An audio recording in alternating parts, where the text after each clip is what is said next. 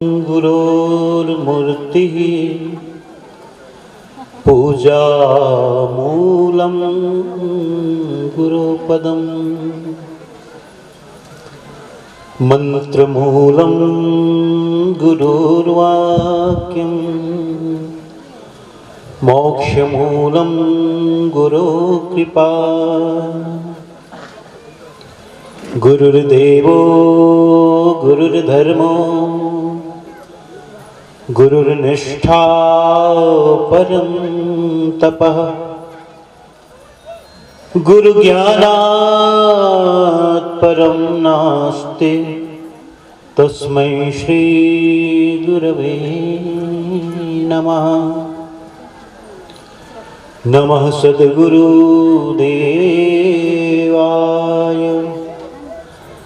नमो मंगलरूपिणे नमः सत्यस्वरूपाय कबीराय नमो नमः। कबीराय नमो नमः।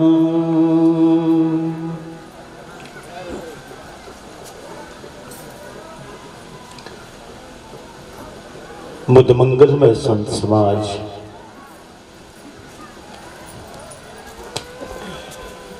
मेरे प्रिय आत्मन, आप सभी मुमुक्षुगण,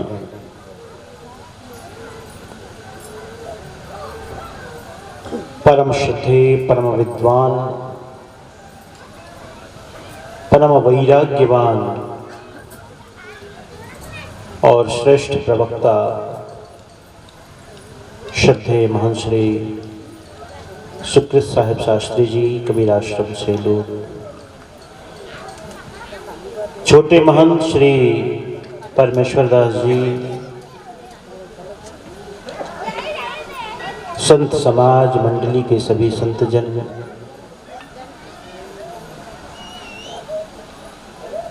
आयोजन परिवार के प्रमुख पिता रूप में परम भक्त श्री गुरुवाराम साहू जी और भक्तिमती माता कांति साहू, योगेश कुमार, अरुण कुमार और सभी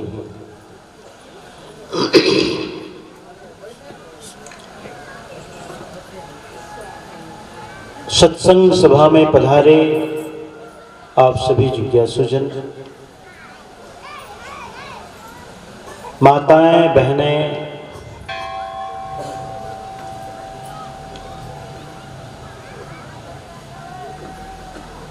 संत गुरुजनों के प्रति आपकी श्रद्धा और भक्ति,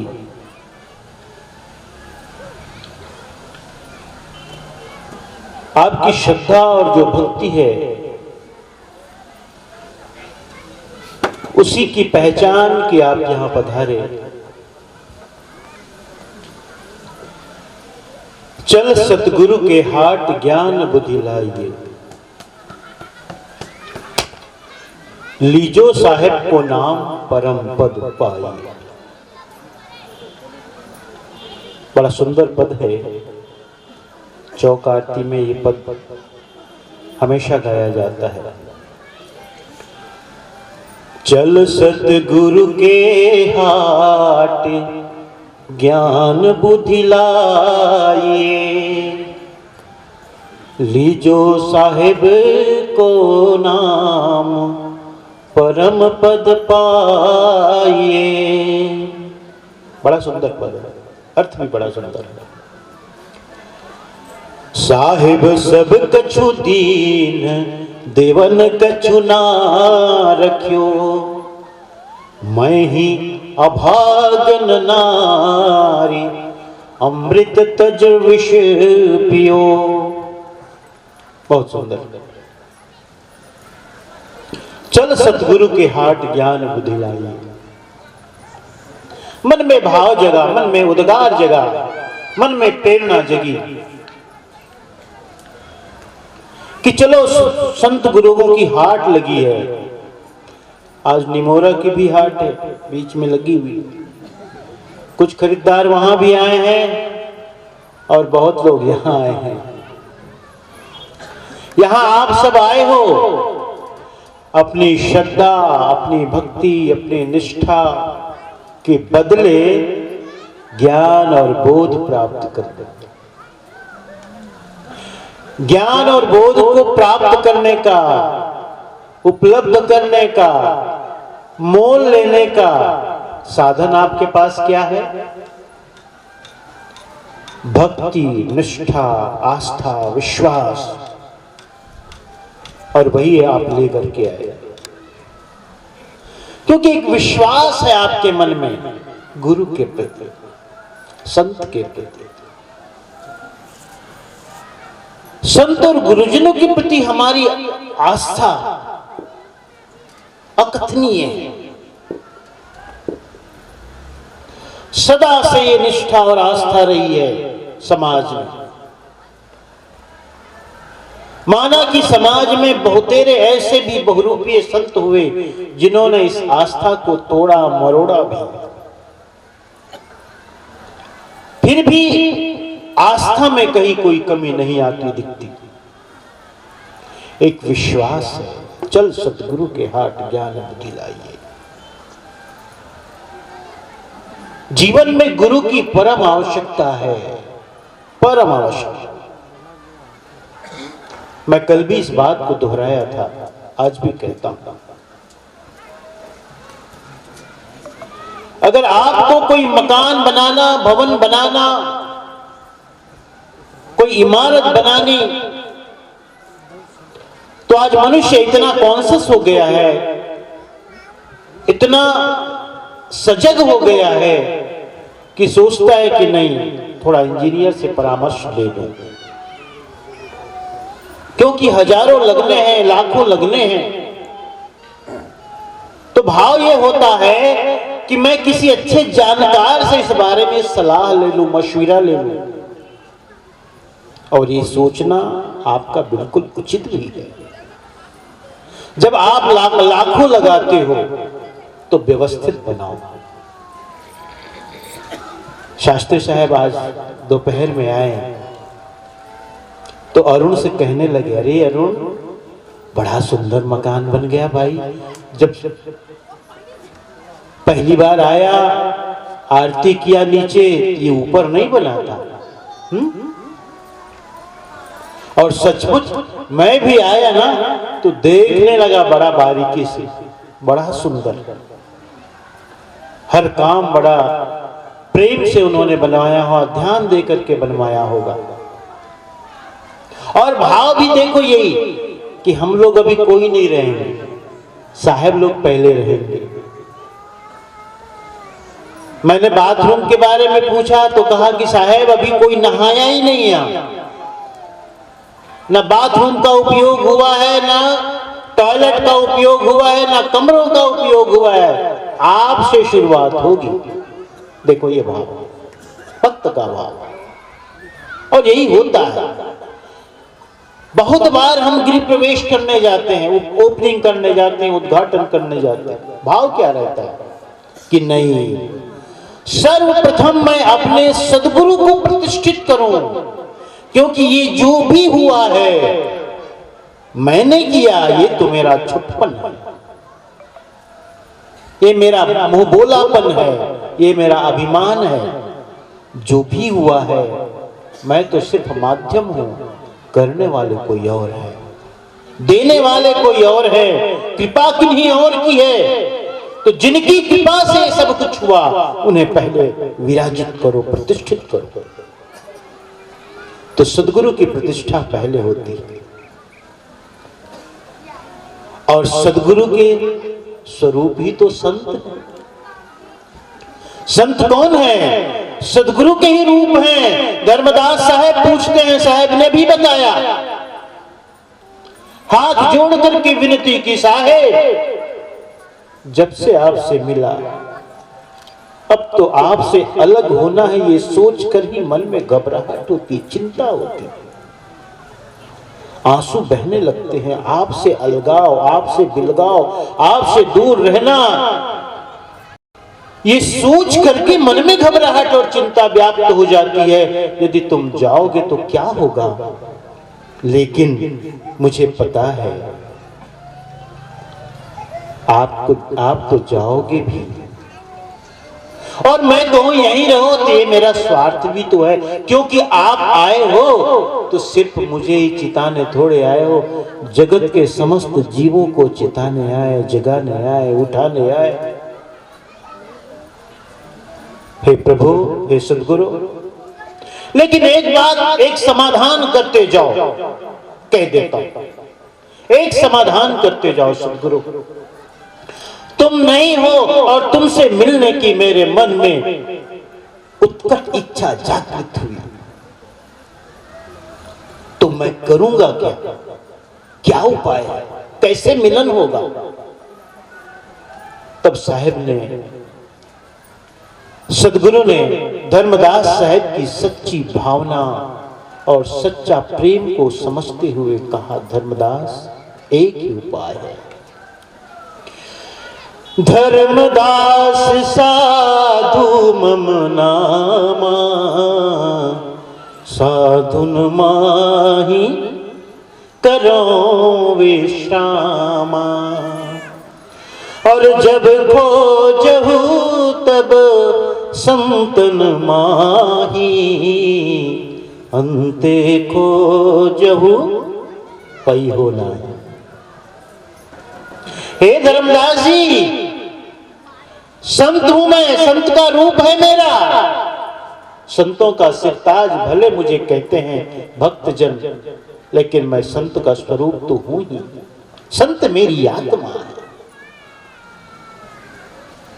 मैं हमेशा संतों में निवास करता हूं। कभी तुम्हें मुझसे मिलने की इच्छा जागृत हुई तो संतों में मैं रहता हूं, संतों में मुझे खोज लेना, मैं मिल जाऊं। तो अब बताओ, संत और सद्गुरु में भेद है? नहीं। साहेब और संत में कुछ अंतर ना है। साहेब और संत में कुछ अंतर ना है, कोई अंतर नहीं है। तो ये जो संत हैं, यही साक्षात सद्गुरु के रूप है। प्यारे हंस, तो संतों की सेवा से सद्गुरु की सेवा मिल जाती है। चल सतगुरु के हाथ ज्ञान बुद्धि लाइए, लीजो साहिब को नाम परम पद पाइए। हमारे जीवन में संत गुरुओं का सानिध्य और संगति अत्यंत आवश्यक है। जीवन परिवर्तन के लिए ये परम कीमिया है, रसायन है, संतों की संगति। जिनके जीवन में भी परिवर्तन आया, संतों का सानिध्य पा करके आया, संगति करके आया। धर्मदास साहब के भी जीवन में परिवर्तन आया तो सद्गुरु की संगति से आया। इसलिए गुरु जो है वो हमारे परिवार का मुखिया है, मुखिया। और इसी रूप में हमें मानना भी चाहिए। बहुत बार भक्तों का भाव होता है, साहब मेरी बेटी की शादी हो रही है, बेटे की शादी हो रही है, आप तो आना है, सबका आशीर्वाद मिलेगा, लेकिन आपके आशीर्वाद के बिना मानो अधूरा रहेगा, इसलिए आपको आना ही आना है। और जब हम पहुंचते हैं तो गदगद हो जाता है भक्त, क्योंकि लगता है जब सद्गुरु का आशीर्वाद मिल गया तो अब कोई न भी आए, कोई बच भी गया तो कोई बात नहीं। क्योंकि जड़ में पानी, जड़ को पानी मिल गया तो अब घबराने की जरूरत नहीं है। हा? प्यारे हज सुनो, संत और सद्गुरु सदा हमें जगाने वाले, हमें लखाने वाले, उठाने वाले। संत अवनि बिच रही यही हेता, और जड़ जीवन को करे सचेता। सदा संत जो है इसीलिए विचरण करते रहते हैं संसार सागर में कि सबको जगाना है, सबको लखाना है, सबको बताना है। हमारे विवेक को जगाने वाले कोई होते हैं तो संत होते हैं, क्योंकि हमारी वृत्तियां, हमारी वासनाएं, हमारी चाहनाएं हमेशा हमें नीचे की तरफ ले जाती हैं। लेकिन कोई हमें झकझोर करके जगा दे, ऐसा कोई है तो मात्र सद्गुरु होते हैं, संत होते हैं।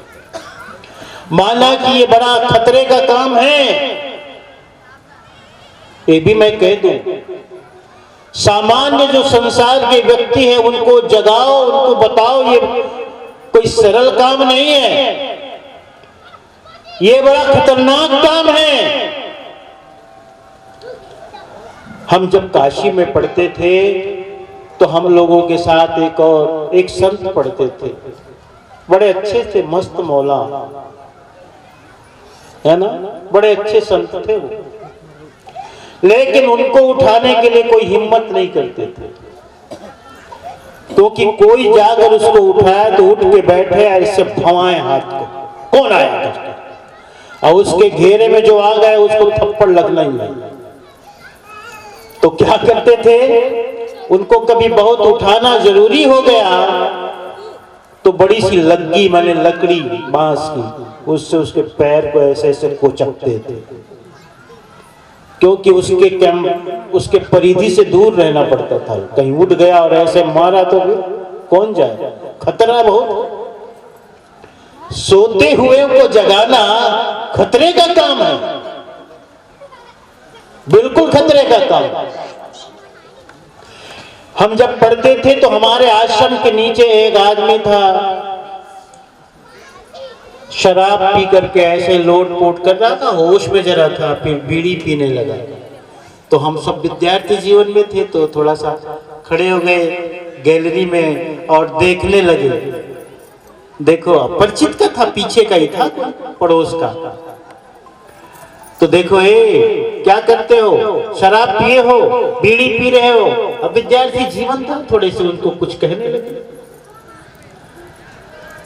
तो हम लोग बहुत बोलते रहे, एक ही बार वो बोला, फिर एक ही बार बोला। हम तो बहुत बोल रहे थे, पी रहे, शराब पीते हो, क्यों पीते हो, बीड़ी पीते हो। एक ही बार बोला उसने, क्या बोला जानते हो, तुम्हारा बाप का पीते हैं का, तुम्हारा बाप का पीते हैं। उसके बाद हम सब चुप हो गए। इतना बड़ा जवाब जो मिल गया। ऐसे ही किसी को जगाना बड़ा खतरनाक है, बड़ा खतरा है उसमें, क्योंकि वो बेहोशी में है, मूर्छा में है, मूर्छित है, बिल्कुल मूर्छित।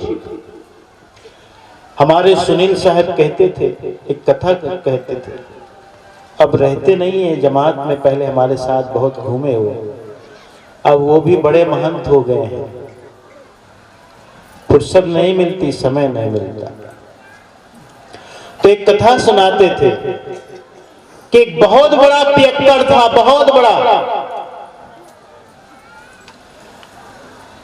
एक दिन गांव से बाहर ऐसे ही रास्ते में शीशी लेकर के और सीख लेकर, सीख माने जानते हो, हाँ कोई काड़ी वाड़ी जिसको बोल देते हैं, सीख, जैसे हम लोग तिनका तोड़ाते हैं तो सीख रखते हैं ना, ऐसे ही कुछ। अब वो सीख लेकर के बोतल में ऐसे डालता था, निकालता था, डालता था, निकालता था। तो गांव का ही एक व्यक्ति उधर से गुजरता था साइकिल से, वो जानता था ये तो महापियक्कड़ है, महापियक्कड़ है ये। तो जाते जाते थोड़ा सा रुक गया और कहने लगा लगता है आज खूब चढ़ गई है, आज खूब चढ़ गई है। बोला गांव का जो नागरिक था, उसने कहा खूब चढ़ गई है। तो जवाब क्या मिला, बड़ा सुंदर जवाब दिया, पहले वाले जैसे नहीं, सुंदर जवाब दिया। उसने कहा आज ही तो उसने पूछा था, लगता है खूब चढ़ी है। तो कहा आज ही तो मैं होश में आया। थोड़ा वो शांत हो गया, गंभीर हो गया, क्योंकि जवाब सचमुच लगा कुछ होश से दिया गया है। उसने कहा आज ही तो मैं होश में आया हूं। फिर उस जाने वाले नागरिक ने, यात्री ने पूछा था, कैसे कहते होश में आए? तुम्हारा कृत्य बताता है कि तुम नशे में हो, क्योंकि बार बार उस सीख को डालते हो, निकालते हो, डालते हो, निकालते हो। ये जो कृत्य बतलाता है कि तुमने अधिक पी ली है। कहे नहीं, आज ही मैं होश में आया। कहे कैसे? तो ये कर क्यों रहे हो? ये बार बार सीख को डाल रहे हो, निकाल रहे हो, डाल रहे हो, निकाल रहे हो, ऐसा क्यों कर रहे हो? कहे उसका कारण है, जब आज मैं होश में आया तो मुझे पता चला कि मैं बाप दादों की, पुरखों की संपत्ति, सारी संपत्ति इस बोतल के भीतर घुस गई। तो इसकी गहराई नाप रहा हूं कि आखिर ये बोतल कितनी गहरी है। इसीलिए मैंने कहा आज ही तो मैं होश में आया, इसकी गहराई नाप रहा हूं। प्यारे हंसनो, गुरु जो होते हैं सदा जगाने वाले होते हैं, और जो जगाने वाला होता है वही गुरु हो सकता है। ये भी मैं कहूंगा, जो बहता हुआ हो दूसरे बहते हुए को कभी भी बचा नहीं सकता। ये परम सत्य है, ये तथ्य है। जो जगा होगा वही दूसरे को जगा सकता है, जो किनारे खड़ा होगा वही दूसरे को बचा सकता है। तो जो किनारे खड़ा होता है उसी का नाम गुरु है, जो जगा हुआ होता है उसी का नाम गुरु है। गुरु की बड़ी महिमा। साहब ने कहा हम न मरे मरिहे संसारा, हमको मिला जीवन। अब हम मरने वाले नहीं, दुनिया मरे तो मरे, हमको तो जिलाने वाले गुरु मिल गए। क्योंकि गुरु का मतलब यह है जो जीवन दान दे,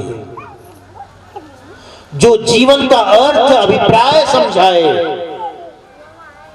प्यारे हंसनो, गुरु के पास जाने से पहली बार हमें बोध होता है कि जीवन का मतलब क्या है। अब तक तो हम सिर्फ जीने के नाम से बस मरते ही रहे। जीने की कला तो गुरु के पास आकर के ही मनुष्य को प्राप्त होती है, उससे पहले नहीं बोध हो सकता। साहब कहते चल सतगुरु के हाथ ज्ञान दिलाइए, और लीजो साहेब को नाम परम पद पाइए। साहेब सब कछु दीन देवन कछु ना रखियो, और मैं ही अभागन नार अमृत तज विष। मैं कितना अभागन हूं, कितनी अभागी हूं, मैं कितनी अभागन नार हूं, नारी हूं, स्त्री हूं, आत्मा के लिए, जीव आत्मा के लिए। मैं कितनी अभागन हूं कि मैंने अमृत को त्याग दिया और विष का पान किया। विष का मतलब, विष मतलब विषय, विषय प्रपंच। राजा जनक जब अष्टावक्र के समक्ष घुटनों के बल खड़ा हुआ, हाथ जोड़ करके पूछता है, प्रभु तुम सदगुरु को मैं पहचान न पाया, बड़ी भूल हो गई। तुम कल गए थे मेरे दरबार में, मुझे स्मरण है। तुम्हारी विचित्र आकृति को देख करके पूरी सभा हंसी थी, मुझे स्मरण है। मैं उन पंडितों को बुलाया था सत्य पर चर्चा करने, लेकिन तुमने जो जवाब दिया था पंडितों के होश उड़ गए। तुमने कहा था, अरे मेरे आगमन से तुम्हें हंसी आ गई, ओहो, ये तो बड़े आश्चर्य की बात है। मेरे आने से मैं समझता हूं, मेरे आगमन से तुम्हें हंसी आ गई, मतलब मेरी विचित्र आकृति को देखकर, शरीर की आकृति को देखकर तुम्हें हंसी आ गई। तुमने कहा था ऐसे, और पहली बार उन शास्त्रज्ञ पंडितों को बोध दिया था तुमने। मानो पहली बार तुमने कहा था, शास्त्रों को पढ़ने से कोई ज्ञान नहीं मिलता, सत्य के दर्शन से ज्ञान की प्राप्ति होती। तुमने पहली बार बोध दिया। तुमने ये बताया था कि इस विचित्र आकृति में जो सत्य विराजमान है उसमें कहीं कोई टेढ़ापन नहीं है। जैसे सब में है, तुम में है, सब में वो है सत्य, वही सत्य मुझ में है। और मुझे इस बात का आश्चर्य है कि तुम्हें सत्य तक पहुंच नहीं है। तुम्हारी दृष्टि सिर्फ चर्म दृष्टि है। भले तुम पंडित हो, कहलाते हो, लेकिन चर्म दृष्टि होने के कारण तुम पंडित कहने योग्य नहीं, तुम चमार हो। मुझे सब स्मरण है। और आज मैं तुम्हारे समक्ष घुटनों के बल खड़ा हूं। किस लिए? हे सद्गुरु, मुझे बताओ कि मेरी मुक्ति कैसे हो, मेरे दुख का समाधान कैसे हो, मैं वैराग्य को कैसे प्राप्त करूं। देखो, तब जो अष्टावक्र ने राजा जनक को बताया था एक ही बात, राजन, अगर तुम्हारी निष्ठा सच्ची है तो एक बात समझ लो, ये जो विष है ना, विष, ये विषय है ना, इस विषय को तुम विष की तरह त्याग दो। बहुत बड़ी बात कही, बहुत अच्छी बात कही। इसीलिए अष्टावक्र गीता को सदगुरु कबीर साहब की बीजक से तुलना करते हैं। जैसे सदगुरु ने बीजक में बिना लाग लपेट के सीधी सीधी बात कह दी, सत्य बात कह दी, ऐसे ही अष्टावक्र ने अष्टावक्र गीता में बिल्कुल बिना लाग लपेट, रोचक, भयानक जो वाणियां होती है उससे परे सत्य वाणी, सत्य वचन उसने कहा है। बिल्कुल खरी खरी बात कहा। राजन, तुम्हें यदि वैराग्य को प्राप्त करना है, सुख को प्राप्त करना है, मुक्ति को प्राप्त करना है, तो एक बात तुम अच्छी तरह से ख्याल रख लेना कि विषय को तुम विष की तरह त्याग दो। क्यों? इसलिए कि विष तो मनुष्य को एक ही बार मारता है राजन, विषय मनुष्य को बार बार मारता है, बार बार। हमारे जन्म और मरण का हेतु है ये हमारा विषय प्रपंच। साहेब से यही जीवात्मा पुकार कर कहती है, साहेब सबक छु दीन देवन कछु ना रखियो, और मैं ही अभागन नार अमृत तज विष पियो। ये तो मैं अभागी हूं, तुमने सब कुछ दिया, कुछ बाकी न रखा, लेकिन करूं क्या? मेरी प्रवृत्ति संसार की है। कल भी मैंने यही बात कही थी। एक लोक है पशुओं का, एक लोक है बुद्ध ज्ञानी जनों का, बुद्ध पुरुषों का, मुक्त पुरुषों का। एक कदम ऊपर, एक कदम नीचे। एक कदम नीचे आए तो पशुओं का लोक है जहां जीवन मूर्छित है और उससे ज्यादा कुछ भी नहीं, कहीं कोई संभावना नहीं। लेकिन एक लोग ऊपर भी है, बुद्ध पुरुषों का, मुक्त पुरुषों का, ज्ञानी पुरुषों का। लेकिन मनुष्य बार बार पशु लोक में जाना इसीलिए चाहता है क्योंकि पशुओं का अनुभव है, पशु जीवन का अनुभव है। पशु जीवन से हम मनुष्य जीवन में आए, और पशु जीवन का मतलब है बेहोशी का जीवन, मूर्छा का जीवन। पशुओं को देखो आप, क्या है उनके जीवन, मूर्छित जीवन। जब भोजन देते हो तो भोजन करता है, पानी देते हो तो पानी पीता है। बस जितनी चाबी भरी राम ने, कहते ना, उतना चले खिलौना। जितनी प्रकृति ने, परमात्मा ने व्यवस्था की है, उससे न तिल भर नीचे न तिल भर ऊपर, कुछ भी नहीं, उससे ज्यादा नहीं जीवन है उसका, कहीं कोई संभावना नहीं। लेकिन मनुष्य आया अनंत संभावनाओं को लेकर, अनंत संभावनाओं, और इस अनंत संभावना को लेकर आए हो तो इसमें मात्र तुम ऊपर ही उठोगे ऐसा नहीं सोचना। ऊपर तो कम ही उठते हैं लोग, उस परम ऊंचाई को तो कम ही प्राप्त करते हैं। सबसे ज्यादा तो मनुष्य फिर गिरता ही है, गिरता ही जाता है। क्योंकि गिरने के पीछे यही कारण है कि हमें उस पशु जीवन का अनुभव है। मैंने कल एक बात और भी कही थी, आज भी कहता हूं, ये शराब की चर्चा होती है, हम शराब पीते क्यों? कहीं ना कहीं इसके पीछे जो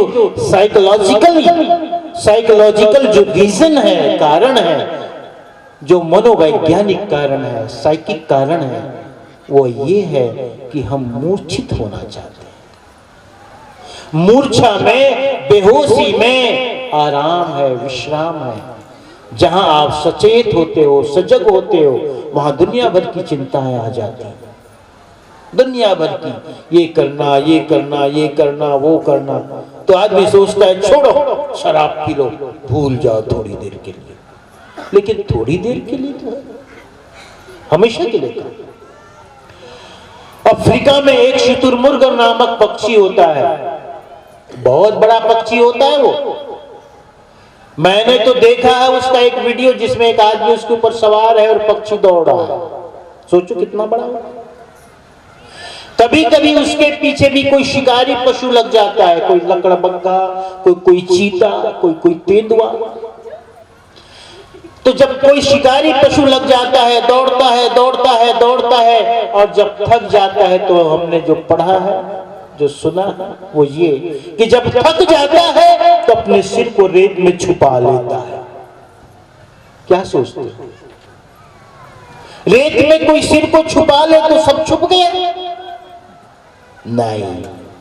आंख बंद कर लो तो सब बंद हो गया? नहीं। ऐसे ही तुमने शराब पी ली तो क्या सब समस्या का समाधान हो गया?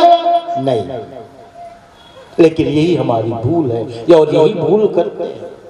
पी लो बस, समस्याओं से ग्रस्त हैं आप, मुकाबला करने के बजाय भगोड़े बन करके हम शराब पीने लगते हैं और दूसरे मादक पदार्थ, अफीम आदि खाने पीने लग जाते हैं। ये कोई समाधान नहीं। सबके जीवन में दुख है, इस बात का ख्याल रखना। दुख मतलब शरीर, शरीर मतलब दुख। शरीर का पर्यायवाची शब्द अगर कोई पूछे तो मैं कहूंगा दुख है, लिख लो। क्योंकि शरीर जिसके पास भी है उसके जीवन में दुख न हो ऐसा कह नहीं सकते। साहब ने कहा, तन दर सुखिया काहो न देखा, जो देखा सो दुखिया। उदय अस्त की बात कहो मैं ताकर करो विवेका, बाटे बाटे सब कोई दुखिया, क्या गिर ही बैरागी, और सुखाचार्य दुख ही के कारण गर्भ ही माया त्यागी। राजा दुखिया, प्रजा दुखिया, और तपसी को दुख दूना। संत महापुरुषों को तो डबल दुख है भाई, डबल दुख है। अब आप कैसे कहते हो? भले आप कहते हो, हम सुनते भी हैं, साहेब तू ही मन बने हो, साहेब तू ही मन बने हो, साहेब काकरो चिंता नहीं, न बाल न बच्चा नींद परे अच्छा। तू ही मन बने हो, लेकिन ते का तू मन का सोचतो, तुम्हार बाल बच्चा है तो हमर नहीं है, तुम्हार बाल बच्चा हमरे बाल बच्चा। सच कहते हैं। किसी परिवार में हम जाएं और लड़की योग्य हो गई शादी की, साहेब कोई रिश्ता विश्ता देखो, साहेब आप मनात जात रहे, आश्वासन देते हैं, ठीक है ठीक है, कोई ना कोई होगा बताएंगे।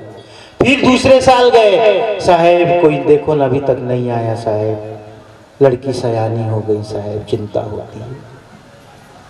अच्छा ठीक है हो जाएगी ना। फिर तीसरे साल गए, फिर नहीं हुई। तो चौथे साल जाने के पहले बड़ा डर लगते रहता, इस बार क्या कहेंगे, क्या कहेंगे इस बार, बड़ा भय रहता है।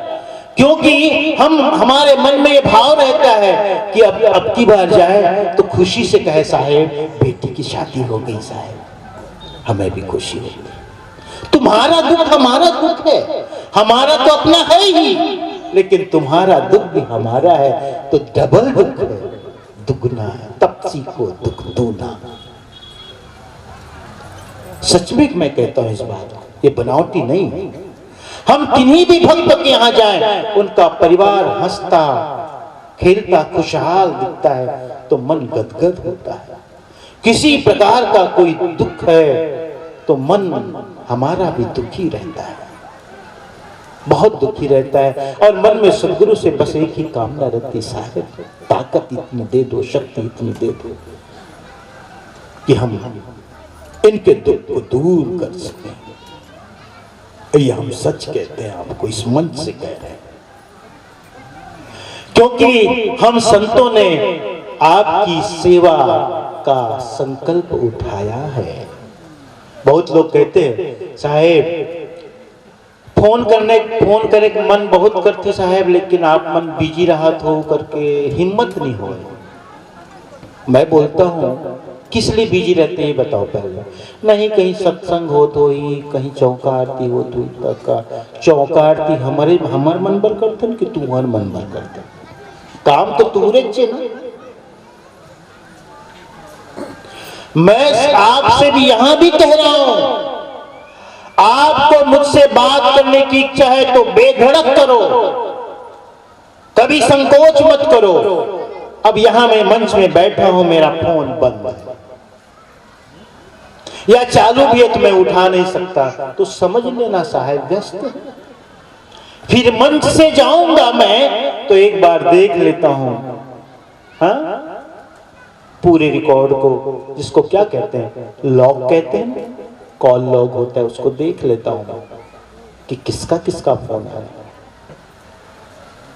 तो जितना संभव होता है मैं कॉल बैक करता हूं, पूछता हूं भाई क्या बात है, हाँ? तो मैं तो ये कहता हूं हम तो कॉल सेंटर में बैठे हैं। अब कॉल सेंटर में जो बैठा हो वो सोचे, उसके लिए तुम सोचो कि साहब व्यस्त होंगे, काम ही हमारा है। हमारा काम क्या है, तुम्हारी कॉल को उधर पहुंचाना, उधर की कॉल को तुम्हारे तक पहुंचाना, बीच वाले काम, बिचौलिया। हम तो मीडिएटर हैं। इसलिए एक शब्द मैं अपने लिए कहता हूं, मैं तो सदगुरु के धाम का चाकर हूं, पोस्टमैन हूं। आपके पास आया, उपदेश करने नहीं आया। साहब के नाम, साहब ने तुम्हारे नाम जो पाती भेजी, पत्र भेजा, उसे सुनाने आया। पहले जमाने में ऐसा होता था ना पहले। हाँ, जब कोई बेटा बाहर हो, कम पढ़े लिखे लोग होते थे, पोस्टमैन चिट्ठी लाता था तो बुढ़िया माँ कहती थी कौन पढ़े लिखे गांव में, पत्र लेकर जाती, बेटा थोड़ा सुना दे का लिखे। हाँ? तो सदगुरु आपके नाम जो पत्र भेजे साहब के धाम से, अपने धाम से, ये मेरा सुनाना बस यही समझो उनका संदेश सुनाने जैसे। साहब ने स्वयं कहा, धर्मदास मानो उपदेशा, सत्य पुरुष का सुनहु संदेशा। धर्मदास जी, ये जो मैं तुम्हें कहता हूं ये सत्पुरुष का संदेश सुनाता हूं, ये सत्पुरुष का संदेश है। प्यारे हरिजनों, हम भी आपको संदेश सुनाते हैं। और मैं, अच्छा पूर्णिमा के दिन बहुत लोगों की कॉल आती है, तो मैं ये कहता हूं भाई अगर रिसीव नहीं हुआ ना, मिस कॉल भी कहता है कि तुमने मुझे याद किया, बस और क्या। तुम्हारे मिस कॉल ये है कि तुमने मुझे याद किया, मैंने देख लिया, तुम्हारा स्मरण हो गया, मुझे तुम्हारी याद आ गई और मैंने मन ही मन तुम्हें आशीर्वाद भी दे दिया। खुश रहो, प्रसन्न रहो, आबाद रहो, स्वस्थ रहो, बस मिल गया तुम्हें आशीर्वाद। तो संतों का तो दुख दूना है भाई। संत तो सदा आपकी प्रसन्नता के लिए रहते हैं, खुशी के लिए जीते हैं, संसार में विचरण करते हैं। संत अवनि विचरहि हेता जुड़ जीवन को करे सचेता। तो संत और सदगुरु से श्रेष्ठ इस जगत में कोई भी नहीं है। सच्चा हितैषी यदि जगत में कोई है तो संत है, गुरु है, उनसे बड़ा कोई हितैषी नहीं। क्योंकि गुरु से जो हमारा संबंध है वो शरीर का संबंध नहीं है, वो संबंध आत्मा का है, चैतन्य का है। शरीरगत संबंध है तो शरीर का जो गुण धर्म है वो संबंध में भी प्रकट होता है। शरीर मरता है, मिटता है, नाशवान है, परिवर्तनशील है, तो संबंध भी उसी तरह नाश होता है, मिटता है, मरता है, परिवर्तनशील है। लेकिन जहां गुरु और शिष्य का संबंध है वो आत्मा का है, आत्मा का। आत्मा अनश्वर है, नाश नहीं होता, अपरिवर्तनशील है, शुद्ध है, बुद्ध है। तो जो आत्मा का गुण धर्म है वो उस संबंध का गुण धर्म बन जाता है। इसलिए गुरु और शिष्य का संबंध एक धाई है, एकदम अटूट। क्योंकि कहीं कोई शरीर का संबंध नहीं, कहीं कोई स्वार्थ नहीं। गुरु का एकमात्र उद्देश्य है मेरे शिष्य की आत्मोन्नति होवे, बस, इससे ज्यादा कुछ नहीं। इसलिए इस जगत में सच्चा हितैषी यदि कोई है, हित चिंतक कोई है, अपना कोई है, तो सिर्फ गुरु है, संत है और दूसरा है। और ये गुरु और शिष्य का संबंध सिर्फ मनुष्य को प्राप्त है, और ये संबंध और कहीं नहीं होता, कहीं नहीं देखोगे आप, कहीं नहीं होगा। याद करो जरा आप अपने घर की, आपके घर में कोठा है, पशु भी हैं, और कभी कभी आप मुझे दिखाने भी ले जाते हो, साहेब आओ ना कोठा में चलते हैं, बड़ी सी गाय है, सुंदर सी, साहेब बहुत दूध देती है, ये उसकी बेटी है, बेटी बच्चिया, और बगल में ये उसकी मौसी है, बड़ी उसकी बहन है, और कोई बछड़ा हो गया तो भाई हो गया। पशुओं में भी कोई बहन है, कोई भाई है, कोई मौसी है, कोई बड़ी माँ है। लेकिन मैंने ये नहीं सुना कि साहेब ये गुरु है, ये गुरु और ये उसका चेला है, ये मैंने नहीं सुना। क्योंकि ये संबंध शिष्य मनुष्य में है, मनुष्य में। इसलिए कहते हैं गुरु बिन कौन बतावे बाटा, महा कठिन यम था। कौन बतावे? गुरु ही है हमारे जीवन में, परम हितैषी है गुरु, परम सहायक है गुरु। गुरु की शरण में आओ, चल सतगुरु के हाथ, ज्ञान बुद्धि लाइए, लीजो साहेब को नाम परम पद पाइए। साहेब सब कछु दीन देवन कछु ना रखियो, हम ही अभागन नार अमृत तज विष। ये तो हम अभागे हैं, साहेब ने सब कुछ दिया लेकिन हम अमृत को छोड़ दिए और विष का पान करने लगे। इसलिए कहता हूं ये मनुष्य का जीवन चौराहा है, चौराहा। ये विकल्प है यहाँ, इस विकल्प को चुनने का अधिकार तुम्हें है, तुम स्वतंत्र हो, और यही स्वतंत्रता मनुष्य की पहचान है। और ये स्वतंत्रता मनुष्य का सौभाग्य भी है और ये स्वतंत्रता मनुष्य का दुर्भाग्य भी है। इस स्वतंत्रता को प्राप्त करके कोई नीचे से नीचे गिर जाता है, पशु से भी नीचे, और कोई स्वतंत्रता को प्राप्त करके ऊपर से ऊपर उस परम ऊंचाई को प्राप्त कर लेता है। तुम्हें भी परम ऊंचाई को प्राप्त करना है। क्यों? क्योंकि मत सोचना इस बात को कि पहली बार हमारे पास धन हुआ है, हम पहली बार धनी हुए हैं।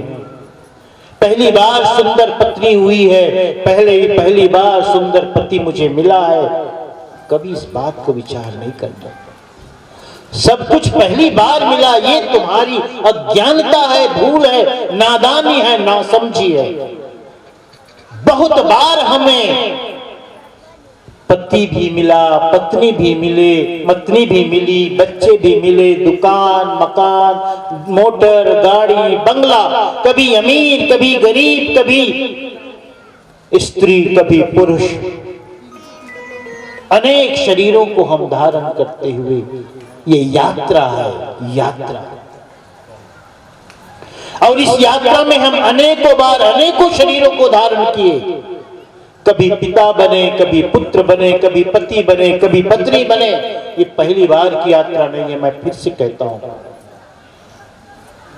लेकिन इस बार का चिंतन करना कि जब ये शरीर बार बार मिलता है तो भूल कहां हो रही है। परमात्मा बार बार फेल क्यों कर रहे हैं? जैसे कोई बच्चे को गुरुजी बार बार फेल कर दे तो उसके अंदर सवाल होना चाहिए, पैदा होना चाहिए, प्रश्न उठना चाहिए कि मोर साथी मन सब मूल्य अगवा गए, मैं 5वीं में काबर हूँ, 8वीं में काबर हूँ, कोई 9वीं चल दी, कोई 10वीं चल दी, कोई 12वीं पढ़ाते है? मैं अभी तक 8वीं में काबर हूँ। कहीं न कहीं मोर से गलती हुआ, कहीं न कहीं मुझसे भूल हो रही है। इसलिए परमात्मा उसी क्लास में बार बार मुझे भेज रहे हैं। ये चिंतन उठना चाहिए, और ये चिंतन सिर्फ मनुष्य के अंदर ही उठ सकता है, पशुओं में नहीं, पक्षियों में नहीं, पेड़ पौधों में नहीं। इसीलिए मनुष्य श्रेष्ठ है, इस सृष्टि का श्रेष्ठ प्राणी है तो मनुष्य है, क्योंकि मनुष्य के अंदर ये सवाल पैदा होता है, को हम कस्तम कुत आयाता को में कामे जननी को में पाता। को हम, मैं कौन हूं, कस्तम तुम कौन हो, खुद आया था, कहां से आए, कामे जननी मेरी मां कौन है, को में ताता मेरे पिता कौन है। ये प्रश्न पशुओं को नहीं, पक्षियों को नहीं, पेड़ पौधों को नहीं, सृष्टि के किसी दूसरे जीवों को नहीं, सिर्फ मनुष्य के अंदर ये प्रश्न पैदा होता है। इसलिए मनुष्य श्रेष्ठ है। प्यारे हंसजनों, मैं आपसे कहता हूं, इसको चिंतन को और विस्तार दो, विस्तार दो, और अपने आप में इस प्रश्न को विस्तार देते हुए इसका समाधान खोजो। समाधान मिलता है संतों के पास, संतों के पास आकर के ही इसका समाधान जानो और शांति को प्राप्त करो। बहुत बहुत धन्यवाद सभी श्रोता समाज को, माताओं बहनों को, आप सभी हंसजनों को। परम भक्त श्री गुरुवाराम साहू जी, भक्तिमती माता, सखी आरती उतारेगी सजे गुरु साहिब की, चलो सखी आरती उतारेगी सजे गुरु साहिब की, चलो सखी आरती उतारेगी सजे गुरु साहिब की। कहवा से आए साहिब कहवा पधारे, कहवा से आए साहिब कहवा पधारे, कहवा से आए साहिब कहवा पधारे, कहवा से आए साहिब कहवा पधारे। सखी जय हो, सखी आरती उतारे सखी गुरु साहिब की, कौन सखी आरती उतारेगी सखी गुरु साहिब की। चलो सखी आरती उतारेगी सखी गुरु साहिब की, चलो सखी आरती उतारेगी सखी गुरु साहिब की। सतयुग में आए साहिब मथुरा पधारे, सतयुग में आए साहिब मथुरा पधारे, सतयुग में आए साहिब मथुरा पधारे, सतयुग में आए साहिब मथुरा पधारे। नेम शरीर जय हो, नेम शरीर, नेम शरीर आरती उतारे सखी गुरु साहिब की, नेम शरीर आरती उतारे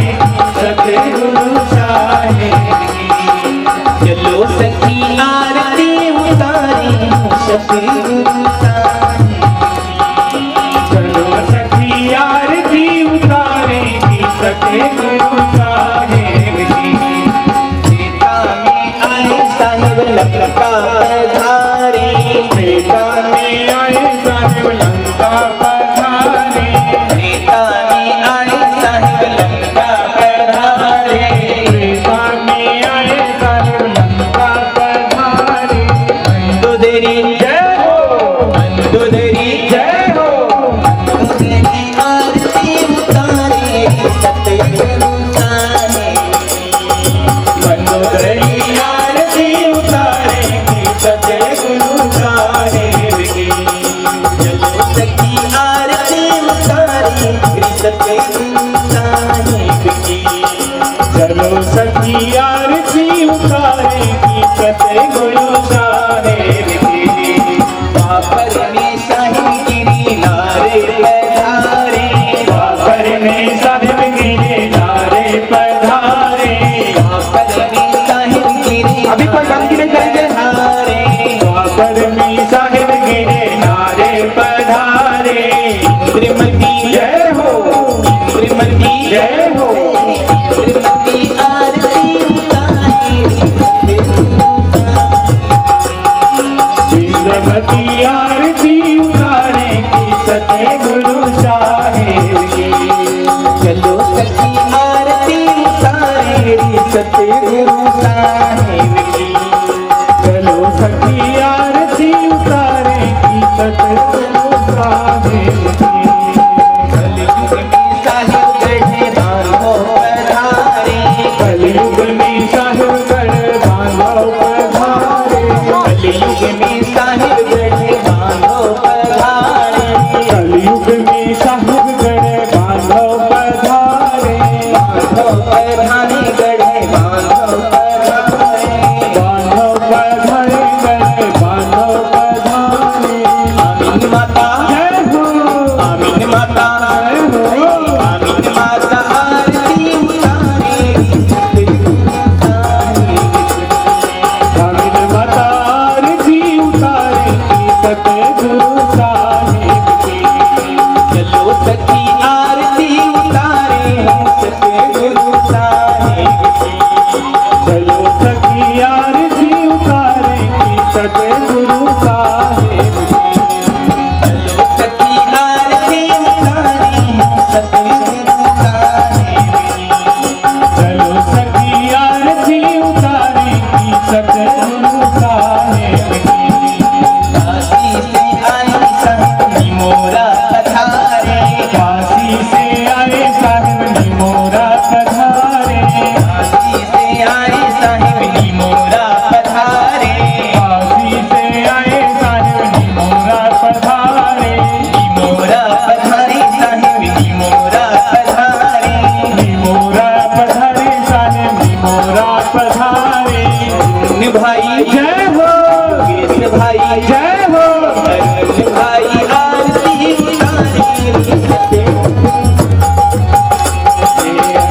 भाई आरती उतारेगी सतगुरु साहिब की। दादा आरती उतारेगी सतगुरु साहिब की। चलो आरती उतारेगी सतगुरु साहिब की। चलो सखी आरती उतारेगी सतगुरु साहिब की। चलो सखी आरती उतारेगी सतगुरु साहिब की। चलो सखी आरती उतारेगी सतगुरु